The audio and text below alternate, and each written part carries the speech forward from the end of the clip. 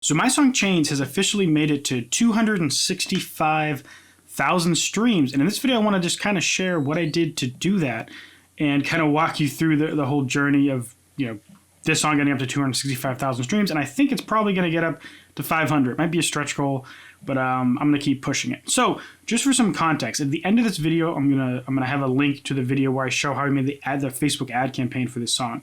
So you can pretty much just replicate those results in that video. And then I'll show you a lot of the marketing that went behind this. But the thing is, your ads aren't what drive a lot of the actual traffic to the song. And there's a lot of data points that I can point you to show that to be true. And first thing we're going to look at is algorithmic playlist. So if I click on the playlist tab on here and I click since 2015, this will give me the life of the song and all the playlist stats. So we got 48,000 streams from Discover Weekly, 5,400 from Release Radar, 1,400 from Radio, 606 from On Repeat, 402 from Your Daily Mix, 332 Your Top Songs 2020. So if we add that all up, it's 55,000 streams or so. So 20% of the streams of the song were free. They were from algorithmic playlists. Now, I don't have a way to show you the stats for the life of the song in these different categories. I can only show the past 28 days. But this is a good indicator of what happens. 57% of the streams in the past 28 days were from people listening again in their own playlists and in their own library. So this is where if I go to music and I click on since 2015, Chains had 54,000 listeners that gave me 265,000 streams. So on average, each person listened to the song 5 times.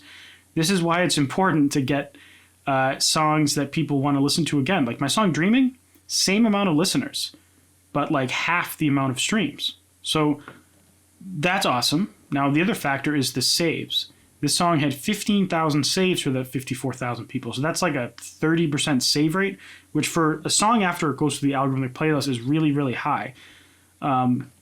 And all those saves, these people have the song in their library, which is why they're listening again and again, because it's saved there. It's already in their playlist. It's already in their libraries.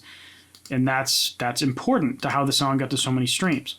Now, we can look at these playlists, and over the life of the song has been in 6,700 individual user playlists. We can scroll down and this is one of my playlists. This is another one of mine. This is one of mine, obviously. But so far, all these other ones are just random people's. Some of these might have followers, but most of them are probably these people's personal playlists. And if we go down, eventually, well, it gives me a limit there, but these are just songs for online class. These kind of playlists are a lot more valuable than the playlists that a lot of people care about, the playlists with tons of followers.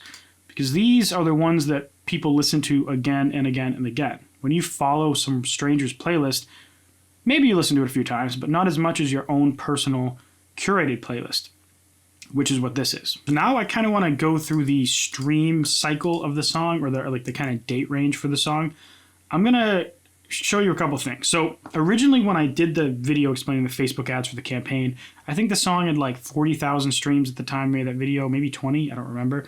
But I said the song's going to get up to 200,000 streams. And a lot of people said, well, Andrew, you've spent this amount of money. I think at the time it was $500 in Facebook ads.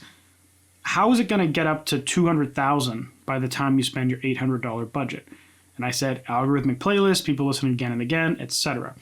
And so it surpassed that goal, but it's not the entire picture, because what happened with this song is the Facebook ad campaign was going so well. I'm going to open up my Facebook ads here, that I turned it into a follower campaign. So what that means is I'm sending people now to my profile, and for an average of 15 cents per person to just the top 5 most expensive countries in the world, basically, United States, Japan, Canada, UK, and Australia, I'm still running the song. And the reason is because the song it gets people to click and go to my Spotify profile for really cheap on these really expensive countries. If I go to the past 28 days, the United States is my #1 country, followed by UK, Canada, Australia, Brazil, Germany, Mexico, Spain, Netherlands. So it's some of the most expensive countries in the world with generally the highest customer lifetime value you'd expect, mixed with a good diversity of countries. We have countries like Brazil and Mexico and even India, decently high, but they're not the only thing we have. And don't dismiss the value of also having these. A lot of people dismiss having like results in Mexico and Brazil and India, and these are real people. The problem isn't having people listen from those places in your Facebook ads because they're cheaper. The problem is if you only have those people and you're not developing in your own country. So personally, I figured I could get this really cheap in these countries, so I pushed it hard because I want to grow in my own country and countries with a long lifetime value for a song. So anyway, people ask me about the country thing all the time, so I wanted to kind of clarify that. So we're going to go through like kind of the whole schedule here. So if I go back to, I'm going to go to September 1st or something. The song came out sometime in September. And I'm just going to go to January 1st because that $800 budget stretched that time frame. I only spent the $800 during that period, and it got 140,000, and it was still getting over 1,000 streams per day. So if I didn't touch it, it probably would have hit that 200K goal with just the $800 budget alone. And if we do some math, 200 times 3. The reason why it's 3 is because for every 1,000 streams, you get roughly $3. The song would have made back $600 in Spotify revenue alone, not counting all the Apple Music results, which I will show you is actually pretty plentiful. So now I'm in Apple Music for Artists. If I go to, I'll just do lifetime just to make it easy. And we'll just be able to see the entire lifetime streams for my song Chains. And then we can do some quick math. It won't be perfect, just to kind of figure out how much money we made from Apple Music. So about 18,000 streams, I believe. 18,000 times, I don't know what Apple is. I think it's $4 per thousand. Or maybe actually, I wish. $72. So like $700 almost just from the main campaign. So the campaign is pretty much break even on its own. And keep in mind, it's still going to go past that goal.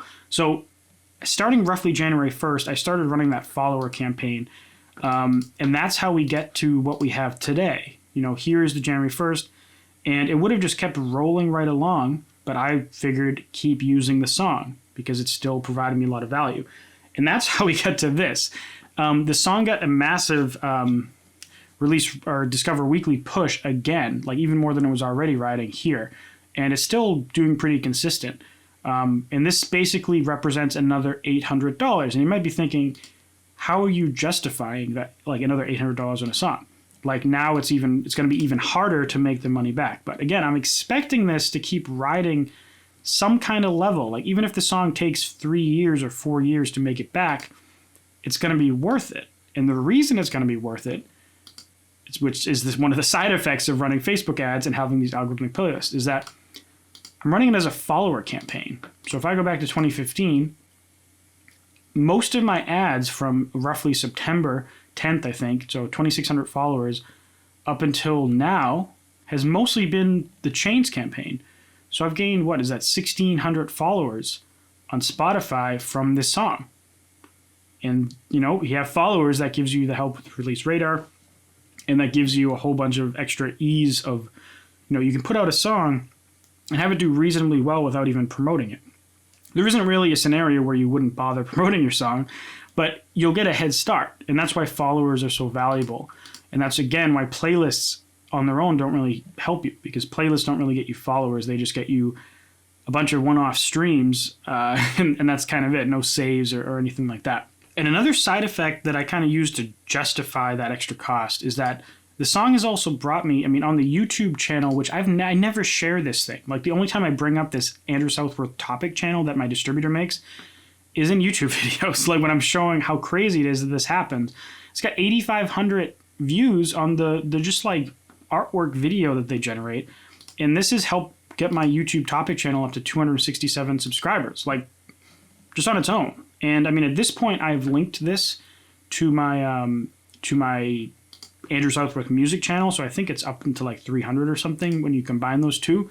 But pile that on top of the Instagram followers that I've gained, which I think of 500 or plus. I haven't really been tracking it. It starts to make a lot of sense how long term, if you get a campaign like this, just kind of keep pushing it until it won't push anymore. And if I go to like today, or I guess it's midnight, so I'll go to yesterday. The ad cost went a little bit up, but it's still kind of hovering around that really low point. If we go to the last 7 days, it's still pretty good. If I go to the last 14 days, it's still pretty good. And it's pretty much just kind of hovering around that point, getting me people over to my Spotify. So as I promised, click this video here if you want to see how I did the Facebook ads for this campaign. And check out this playlist up here if you want to see just a bunch of other Facebook ad tutorials I have. I also have a course in the description if you're interested, and I do one-on-one consultations. That'll be in the description too. But yeah, I thought this would be cool to share, dive through the data of a song that kind of got pushed beyond my wildest dreams initially.